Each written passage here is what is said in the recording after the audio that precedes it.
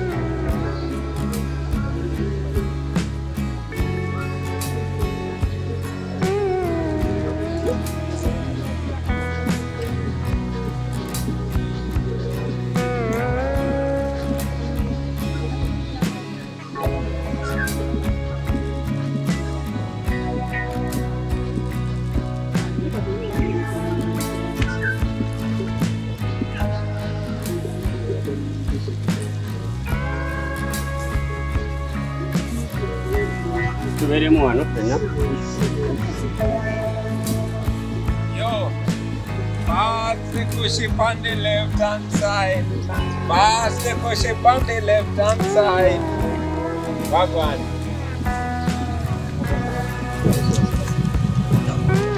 Hey.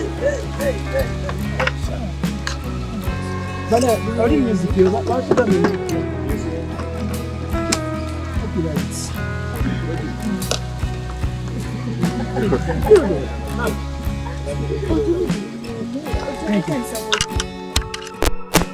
Enuvia ni uno mubimubuuze abibagambe.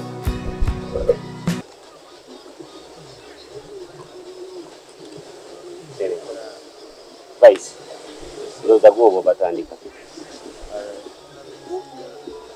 bonna tubaaniriza mwena abali ku mikutu eyo egy'enjawulo gyonna egiri wano leero. Nga Devi wakoze introduction, bangi badde beebuuza kuva His Excellency gwe tumanyi nga Bobi Wine mu entertainment we agenda into politics, ki ekyabaawo ku music yalinganga eyadda ku mabbali, ate mumanyi era bibadde bitambula nti ne weyagezaako kola concerts ze gavumenti yennyini yateekangawo embeera okulaba ng'eremesa ebivulu bino byonna. Abangi beebuuza nti gavumenti webeera ekulemeseza kitegeeza kulekeraawo kuyimba oba kugezaako nakola bivulu. Olwaleero His Excellency Kyagulanyi Ssentamu pulezidenti waffe omulonde, ate era gwe tumanyi nga Bobi Wine wali in person okuansaringa ebibuuzo ebyenjawulo ebimulina ebingi ennyo, era kano akadde kamwe mwenna abali ku mikutu gino egy'enjawulo, era nsaba akazindaalo nkamuwe abeeko byabagamba, then tujja kufuna n'akaseera k'ebibuuzo musobole okubeera nga abaddamu ebibuuzo byammwe ebyenjawulo. Yes, Mr. President. Thank you. Era tugenda gisikanga busi. Tulina okubaonekanya mu side. Ya abana embalamusiza mikwano gyange, ndaba faces nyingi zemanyi. Then ndaba ne faces nyingi zesimanyi.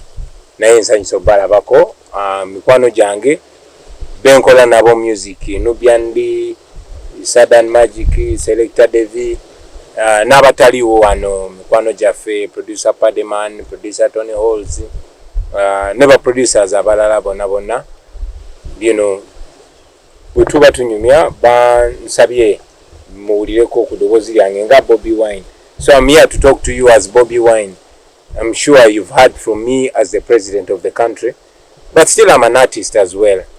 Banji ba artist ba fan ba music waffe nga batugamba mwatuyimbiranga ennyimba ezitunyumira ate ne muntu wanobubaka mu nnyimba.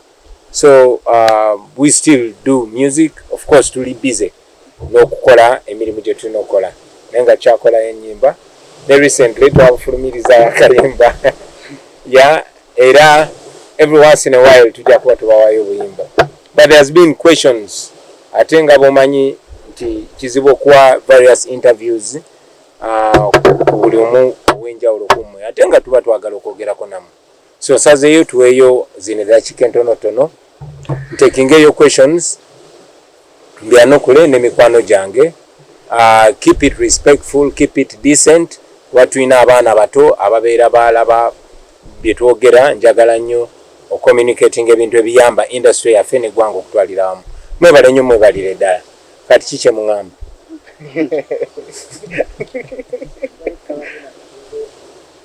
No, we want to hear from you. You've been asking. Bagala Dan Magic ababuzeeko. Mbalamusiza nnyo ba media personnel abali wano n'abali mu kutuwaakinga eweera eyo. By names I'm Sadan Magic, a music producer. Thank you. Kati, this is a question and answer session, so tusuubira ebibuuzo okuva eyo gye muli omukulu abeemu nga abeere nga abiddamu. Luze Andrew Anderson is my name. Fenna twali twagala nnyo Bobi Wine. The transition yaliwo netugamba it's okay. Though tubadde tusigala tukufollowinga buli kimu tukimanyi, buli kimu tukitegeera. Kati akayimba of course na romance ko kafulumye. Naye let's talk maybe a little bit about bachali baffe abali ku ground nga bamanyi oyo muyimbi waffe naate n'agamba omanyi ngenda kubangamba beereramu because embeera ebituufu buli omu abimanyi tebitambula bulungi. So eyo transition bali bachali baffe basobola bagambayo akagambo ne bagamba nedda kyonna kyonna kyekiri naye ate kati ssaawa eno kino kyekiriwo. So what happened in between there bali eri gye bali ne baneeno abali sides eno mu politics nabo gye bali. In between waliyo bachali bange abali eri n'abali eno. That's an illusion. Ekyo si kituufu Luze. Tewaliwo bali, tewaliwo ne bano. Tewaliwo Bobi Wine oli, tewaliwo noono. Kale oyinza okusalawo ko ndaba mu biti ebyenjawulo naye nga si kituufu. Yenza omwo just dread ze siina bye n'amashedi ntaddeko n'enkofiira ne bwe mbijjako bino n'enyambala essuuti n'enkyusa n'enzira mu luzungu same thing naye nga mba njogera bintu bye bimu. So bakyali bange bakyaliyo bensobola okuwuliza mbawuliza naye kituufu nafuuka bize nnyo naye bensobola okuwuliza mbawuliza tugezaako keeping in touch. Kyova olaba nti ne bwe tuba tukozeyo obuyimba bwe tukoze tuba twagala nnyo buli presenting kiri. Tetwagala kukyuka kuva kwoli gwe twali. No, twakyusa bukyusa ngoye, twakyusa bukyusa lulimi, twakyusa bukyusa platforms etubyogererako naye nga effe bali ne bakyali baffe era be bali wadde twafunayo ne bakyali baffe abalala abalodimu naye ate era twafunayo n'abalabe abalala. So the same thing naye nga ffe bamu. I don't know if I make sense to you. Yeah. Thank you. Movie yafuluma Ugandans bali baagala okugirabako. You know the documentary it's been ejebweru naye bana Uganda they want to know the platform abayinza okugijja ne bagiraba. Thank you.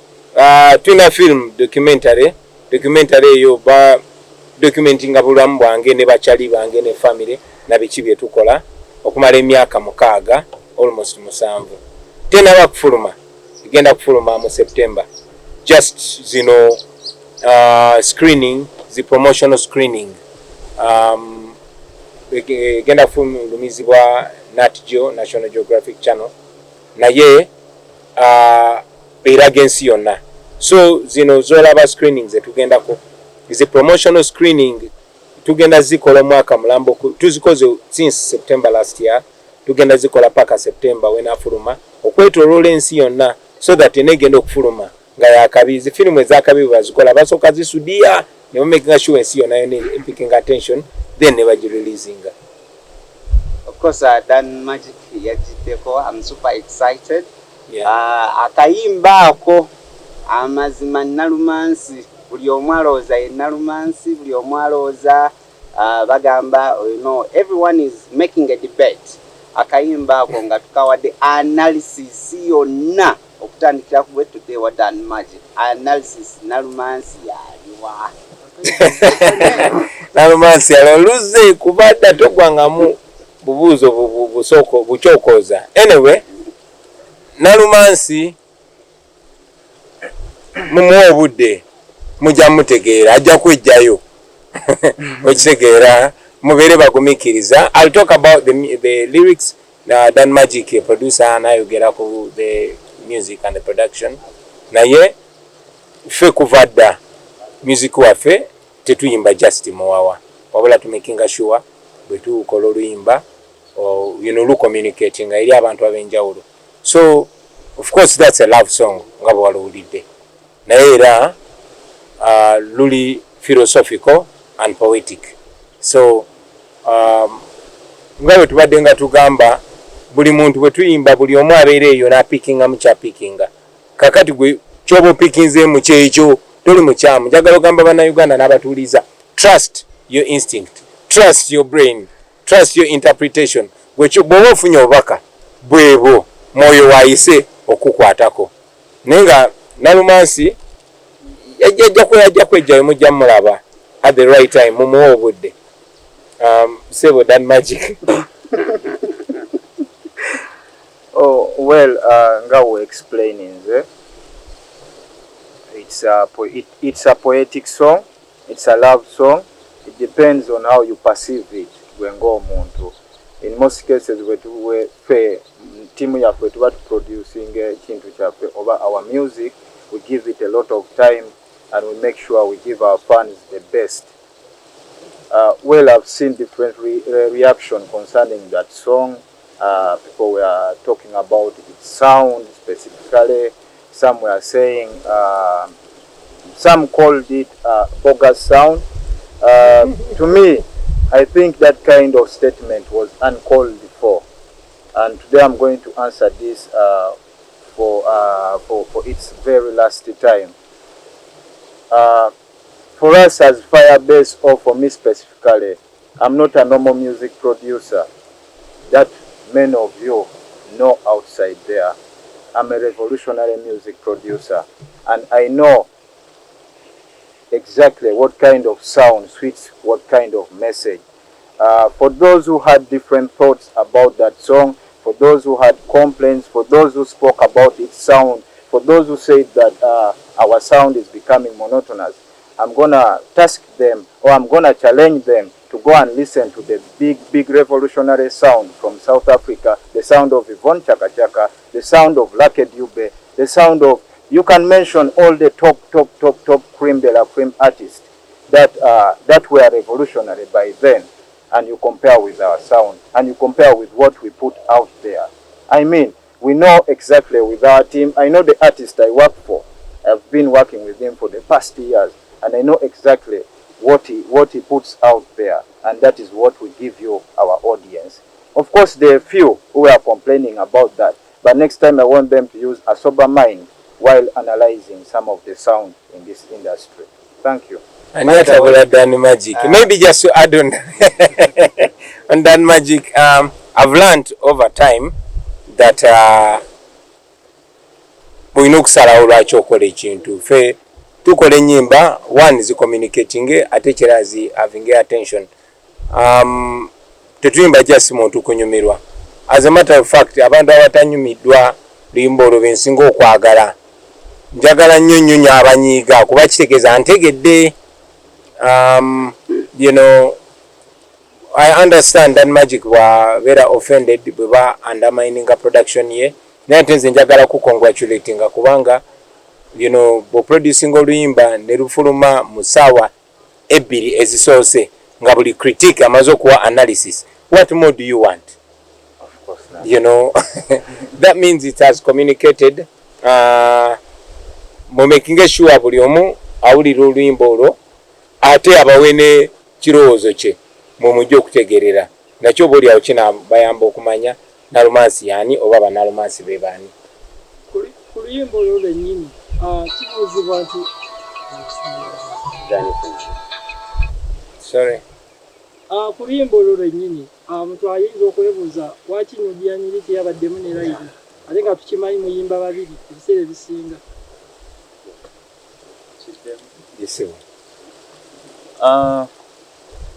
Si buli luyimba nti nina oddubeeramu naate era owuliriza ennyo oyinza okuwuliramu eddoboozi lyange.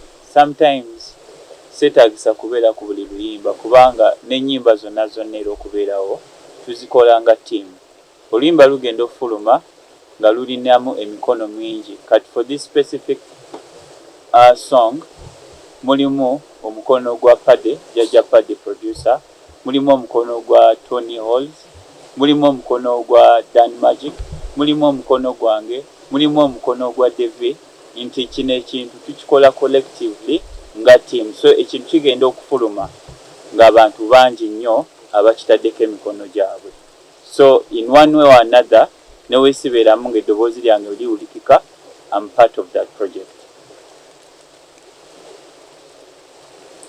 Okay. Nsanyusa okubeerako wano nammwe. Ndowooza eno ye Firebase Crew ento. But tetuweddeeyo. Naye when I look at Firebase, engeri y'oluusi gye musirikamu muteekawo eddibu ddene ku entertainment y'eggwanga Uganda. One, for starters, njagala otunnyonnyoleko Bobi Wine. It is to public knowledge buli omu akimanyi nti gavumenti eno tekukkiriza ku stage, but kinaakoma ddi eri bafaani bo abakwagalanga ku omuntu. Two, Nubian simanyi oba ne Banne nayo mweri. Three, I'm sure you missed stage, but to what extent? Thank you. Yeah, kyosembezaawo ekituufu. I miss stage. Kuba ffe tuli ba artist bolaba. Tuli ba artist, ekyo kye tukoze obulamu bwaffe bwonna bwonna.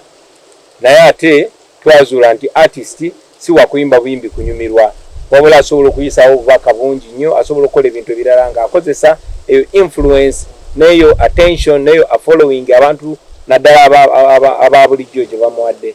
So yes, tuli ba artist tumisinga stage. Wano we tuli olwaleero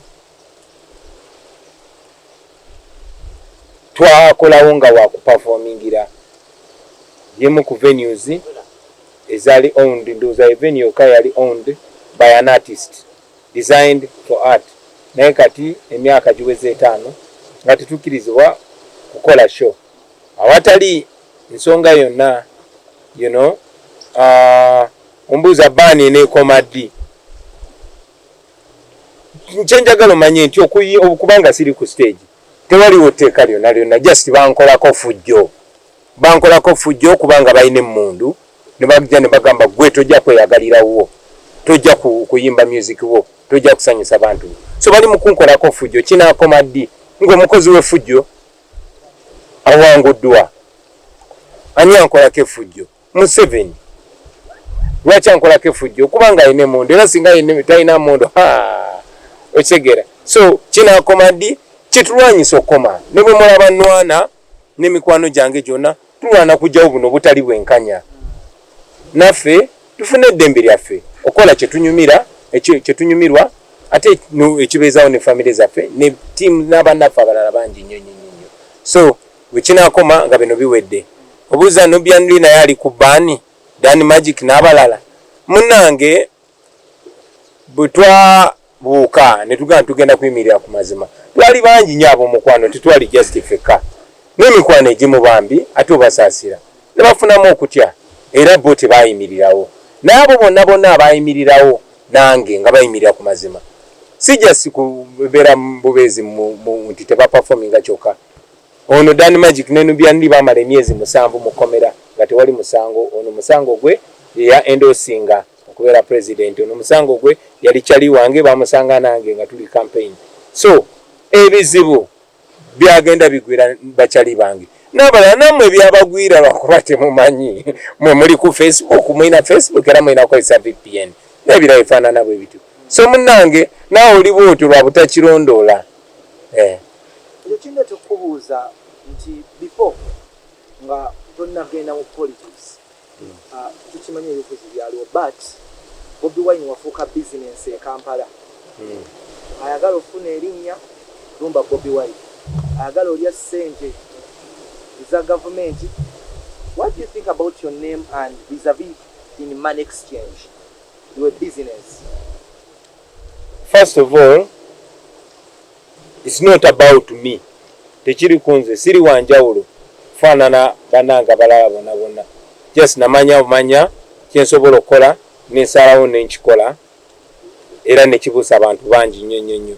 Omuntu atufuga yali yasirwaza dda abantu yasooka n'afufugaza bonna abasoma baprofesa abaani n'atunula ni agenda okunwanyisa n'amunyiga abalala yabatta busi abalala n'abasiranya abalala n'abakompromisinga abalala n'abazisa emisango nga buli wovaayo okwogera amazima nga kugira olaba guno omusango gwe wazza ng'oyasirika naye kati neesanga nga nze tanyinaako kakwate emyaka gyange gyonna egy'obuvubuka talina wayinza kugirayo nti Bobi Wine yazza omusango guno yakola kino ekikoberobero yakola ki so nantya nnyo ate bannayuganda ne bampagira so kati n'abuuka nze ekigendererwa kyange kyali kyakulaga baana bageto nti muli baakabi oba owakanya olaba kyeva nagamba ebigambo oba owulira biwakanya eyo labira ku Kyagulanyi so kakati bwe nayimuka baana bageto bangi ne bayimuka ng'engeri yokka gye basobola okukola ya mirundi ebiri esooka yakugulirira banno nogamba ogeta ani mukwano gwe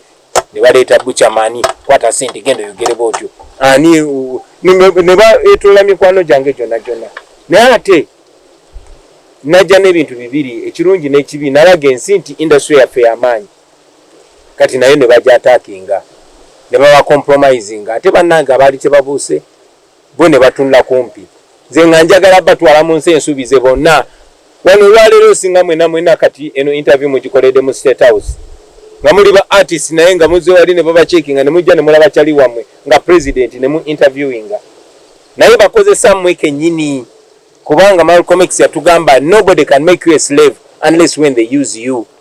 Abazungu bajja no kutuwamba bakoisanga baduga vannaffe ne bafuna mwani ayina influence ano gendo lwanyisa oli mwanga gezaako ko gendo lwanyisa kabalega nebira ifanana bwe bityo so nina kyemalira akozesa abo ba artist banno abayina influence akozesa abo bantu banno abayina influence akozesa abo ba bloggers akozesa abantu abali influential so wesanga ngokulwanyisa Bobi Wine mulimu gw'amaanyi nnyo kubanga Bobi Wine agoboli eyababba nja kumaliza nga kuwa analogy eno nti bwetubeera nga tulina sente zaffe omuntu n'azibba bwetulina ekisawo wano kyaffe n'akikaba n'atandika ne tumugoba ajjamu oba omutwalo ng'agenda asuula kati bwe muba abasiru mudumira ku b'omutwalo omwo ye ng'adduka okitegeera kati nze mulemeddeko mukufata bakyali bange baali badde banyambako okufata Museveni tumusuuza ebyaffe bo bali mu kugujubalira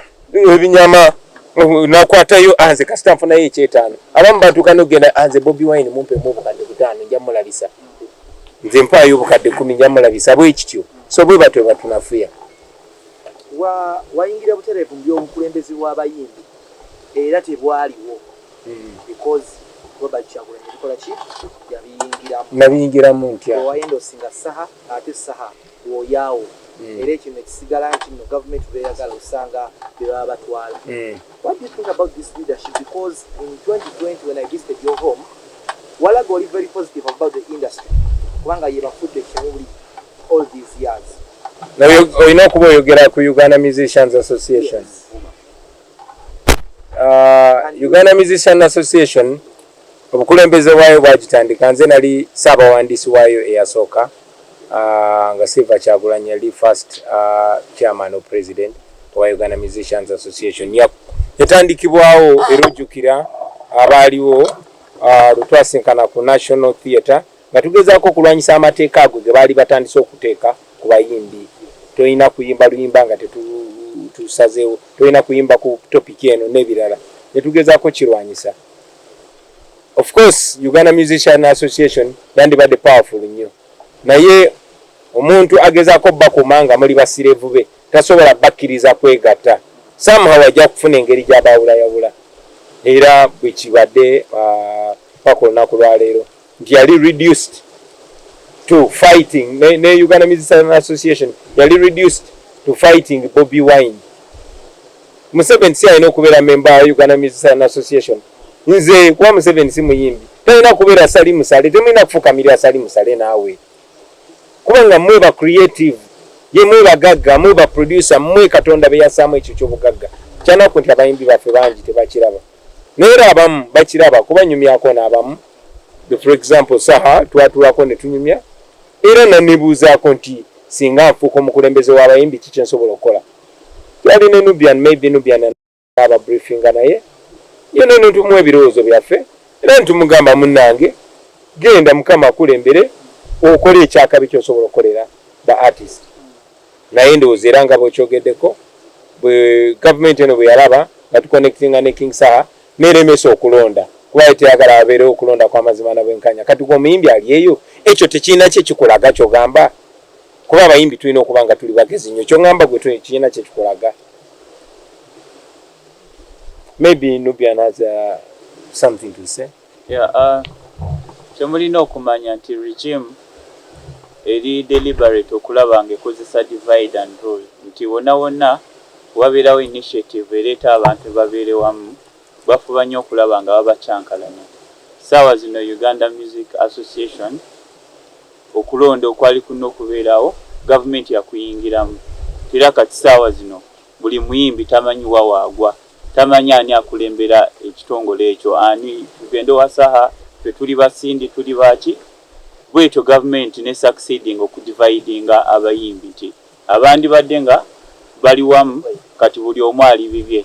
So kino kyo tuleke kyerabira nti ngawe mukiraba mu music wekirine mu bulamu bwa bulijjo era saagala mwawule obulamu bwammwe ne politics kubanga politics akukwatako kasita obanga oli mulamu ng'obeeramu ensi politics w'ensi eyo akwatako oba oli muyimbi oba oli munnamawulire oba oli ki akwatako ku lwaki yasalawo buli kimu obulamu bwo butambudde butya ebyobujjanjabi biri bitya mu abayimbi mukoze mutya nti bateekawo n'embeera nti gweokuwandika oluyimba olina gy'olina okugenda simanyi ate balula beebekkaanye bakukkiriza okuluyimba oba ogenda kuyimba olina okufuna okugetinga registered. So ebyo byonna politics kikomawo nti lwaki buli kimu tekitambula bulungi gavumenti eri deliberate okulaba nga tetuli united era bajja kukola buli kimu okulaba nga batwawulayawula basobole bo okutusuuza ekyaffe ekituufu.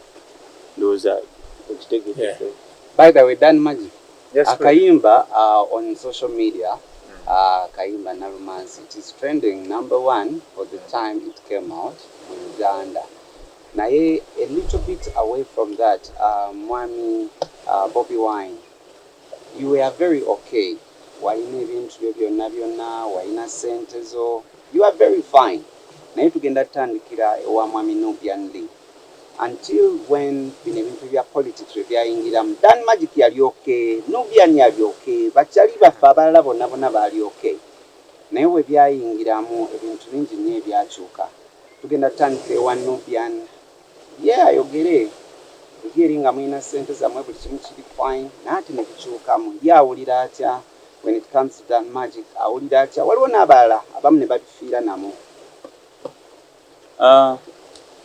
Yes, we twayingira into politics sina kuyingira mu politics we twatandika okwogera ku nsonga ezitukwatako ffe nga bannayuganda. Regime yali deliberate okulaba nga frustratinga bataddewo zi ban concerts zaffe baziremeseza. Yes, definitely kubanga music yali craft gye twali tu earninga from buli kimu kikyuka naye obulamu nga bukyuse ate sejjusa ku lwaki nti kasansigala nga nyimiridde ku mazima ti mu bulamu you have to have something you stand for, oba otherwise you will fall for anything that comes your way. So nze ndi firm nti kyendiko ge mazima ate kyemanyi ku mazima gasigala mazima leero enkya ne next generation. So I'd rather be in a country nga nsobola okugenda owantu wonna nefuna n'okutuzita okunywa ng'abantu tebanneevuma ng'omuntu eyabalyamu olukwe. Nze nja sigala nga nyimiridde ku mazima wadde embeera si nnungi naye nga we bagamba nti ne we baggalawo oluggi Katonda afuna engeri gy'akubeezaawo. Tusobodde okubeerawo mostly nga ababantu abatukiririzamu ba reaching out. Oyinza okuba nga oli awo nakubira akasimu n'agamba kebera ku simu ntaddeyo kano ne kano kakuyambe bwe kati. So in one or another we survive, tubeerawo ate era kitulaze nti nate amazima gatwongera otufuula abaakabi kubanga bangi nnyo abandyagadde okwogera bino bye twogera naye nga batya. So abasinga bagamba fe we can help from this side. Era kyetumanyi nti no bangi nnyo the majority bayimiridde naffe era naffe tugenda sigala nga tuli ku mazima, tetujja kutiisibwa oba tetujja ku breakinga olw'embeera gavumenti gyeteekawo kubanga tumanyi nti one day byonna bijja kukyuka, amaanyi gadde mu mikono gy'abantu, abantu abafuga eggwanga babeera abo abantu be balonze rightfully. Tuvimbe mu Uganda empya. Well, fena tukimanyi, when we stopped being passive about the affairs of this nation, of course a lot of things changed in our life, both positive and negative. Naye nga bw'omanyi mu Uganda sawa zino bw'otunulira situations esisobola kwejjusa okuyingira practically into the affairs of this country, because well you know that nobody is safe brother in this country. Nawe kenyini akute kamera toli safe.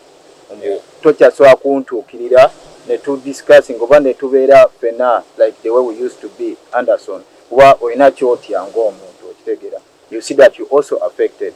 So the best option is always to stand on the right side and to stand with the oppressed Ugandans until we reach the destiny. And we all know that our destiny is going to be a victorious destiny. Our destiny is going to be a destiny of a perfect Uganda where enchabo nagenda ku mulago ogenda kusangayo ki eddagala. Fena kyetwetaaga nga ffe okitegeera. Maybe okwongerako tumanyi nti sebajja kutwevuma. Tumanyi kye tukola tekiswaza. Ne bw'osanga mukadde mukulu, ne bw'osanga jjajjaawo, ne bw'osanga maama wa mukwano gwagamba mwana wange mwebale emirimu gye mukola. Yes, ayinza okugamba nga atya naye at least tewali batugamba nti mutuswaza. No bagamba mwebale. Yes, abamu baba atya nakutunira naye namaliza gamba mwebale. So tumanyi nti kye tukola kituufu, kituweesa ekitiibwa, kitwagazisa. Ate tumanyi nti n'ebiseera eby'omu maaso oluvannyuma nga ffenna tukaddiye oba nga tufudde, still amajja gaffe tegajja kuba nga tebatwevuma, bajja kuba batwogerako bulungi nga bagamba waalingawo abavubuka, waalingawo ba artist abayimirira ku kituufu. Kuba si ffe tusoose, Fire Lutaaya bamuwaŋŋangusa n'omuwaŋŋangusa n'agenda Congo n'amalira Sweden ku mirembe gya Amini nga Amini tayagala ba artist bayimba mazima. Christopher Sebadduka yawaŋŋanguka n'agenda Kenya nga gyayimbira kuba yalinga ayogera ebyamazima. Tekitandikidde ku ffe, waliwo ne bibatta ba Byron Kawadwa, ba Okot Bibitek naye olunaku lwaleero tubasomako ne mu bitabo. So ng'aba artist tumanyi nti tetwagala jasi byakubeerawo. Ffe abamu tuyimbidde for more than 20 years, tukoze amanya, tukubye endongo, tukyakadde, tubaluse byonna, but at the end of the day legacy gy'olekawo yenkulu ennyo. Abantu balibeera bakwevuma bali bakwenyumirizaamu. Ffe tuli sure nti bajja twenyumirizaamu kuba tuyimiridde ku kituufu. So we'll take 2 more questions, maybe 3. Yegwe kakalamu.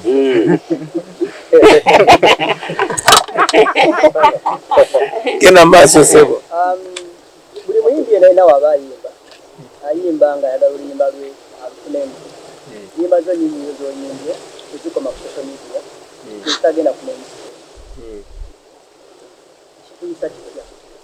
Yayimbanga buli yimba lw'okuba nabijjanga direct ku radio gyenkolera Simba nigenda ku mainstream ya nozikolamu concert. Right now zikoma ku social media zikoma. Mpulira ntya kinuma tewali artist sobola ku pretendinga nti kinuma okuba nga nsosolebwa mu nsi yange. Simbye kiwemula, simbye kivoola, naye of course kinuma. Neera manyi ti music wange akola impact yemu. Oyogeddeko ekyo gamba nti buli artist ayagala afune music we. Yes, kituufu. Nyinza okuba sikyamufunamu sente naye nga mufunamu kyenjagala kuba sente z'amazima ffe twakola sente mu myaka gyaffe era twali twamalayo wano twazimbawo 15 years ago. So 15 years ago twali wano so twali twakola sente sigamba nti twazikuta tosobola zikuta naye kati okufuna mu kitegeeza ki ndaba nga nyimbi oluyimba ne lukwata ku muntu ne lucommunicatinga ne luyisaawo ensonga ne lukiikirira omuntu nfuna satisfaction twandyagadde ne sente but for now okumatizibwa ku mutima kyamaanyi nnyo osobola okukola oluyimba nga tewanayita na ssaawa 24 nga balukozeemu covers and I mean you feel honored, you feel legendary nogamba well maybe abantu abamu bandabanga big brother, maybe abantu abamu bandabanga ekyokulabirako, it's good naye tera mmanyi nti oluvannyuma lwa byonna ne bwe tuba siffe naye abaana baffe bajja kufuna mu music waffe kuba music waffe takaddiwa paka ssaawa zino kyawuliriza zi freedom song eza Bob Marley, kyawuliriza zi freedom song eza Lucky Dube, eza Chaka Chaka, PJ Powers, so tajja kufa music waffe because we are living, we are standing for an idea that lives forever. Yeah. Mr. President, but okufunayo omukazi oba abakazi babiri abasajja mubadde bangi mwana abakazi tetuwulya ku ddoboozi lyammwe maybe to top on. Yes, maybe Dan Magic ayongereza. Maybe to top on that point, your point nkulu nnyo naddala ku side yaffe ate nange kenyini mbaddiza kino nga magamba namwe mufunemu ekyokuyiga but yeah to me I take it as a deliberate move of stepping on the voices that comes out from us kuba fena tukimanyi mbu kyetukola si kikyamu music gwe tufulumya tu preaching out ebigambo buli omu bye yandyetaaza okuwulira kuba buli omu amanyi kiki ekitaking a place mwene ensi kati since mwena mukimanyi that it's a deliberate move from the government to oppress our voices badde nsaba mwenga ba bloggers ba youtubers tweyambe fena tweyambe tumakinga shwambu waka gwe tufulumya are reaching to the extreme person gwe twagala message mutuukeko zanya party yo otegera tukwatire wamu because at the end of the day this country belongs to all of us otegera. Thank That's you all. Esebo sembaye kino kyanobiyani career ya music wetuba tukifunga ng'oli iwe Bobi, but President is get busy, more busy than Chetumulaba right now. Do you have plans of being independent? Do you have any plans besides that? Because tumanyi nti ye waba atuuse wali wayagala time eyinza obutabeerawo gavumenti career ya music naye tambulira kugenda waba alekedde awo ebeefudde oba Several city dependent on him. I am independent. City kera njegere siriko kintu kyonna. Naye kubanga we work as a team. Nti oluse kimukosa nange kingwira. For instance, last year ku Christmas, bali bambukinze okubeera on one of the shows.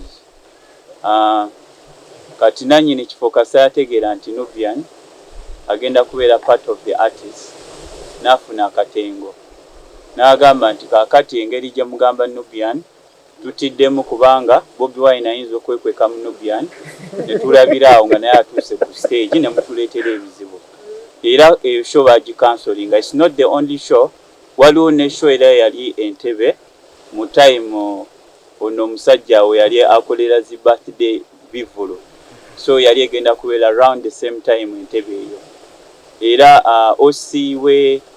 OC atwala yali wakajansi bye bakuba essimu nga promoter antaddeko n'agamba nti no kakati babadde bakuyita ojje wano obakakase nti no mukulanga Kyagulanyi tagenda kujja naye ayimbe ku stage. Eventually ne mugamba nti I don't need to come and explain myself eri owa police promoter kasoba nga otuukiriza ebisaanizo byonna seetaaga genda wa muntu kwenyonyolako. Eventually show ne bagigala. So bwe tutyo tutambula nti mu kukola bye tukola twesanga nti no kubanga tuyimirira ku mazima tubeera frustrated by the regime. Naye besides that we continue to do music era tuli mu studio music agenda kubanga afuluma kubanga babeera batulemesezo performinga baba ate tebatuzibye emimwa kuyimba. So music agenda kubanga afuluma era you'll be expecting more of our works. omukazi omu Bobi, the kigenda wo, car respective. Waliwo ebyatu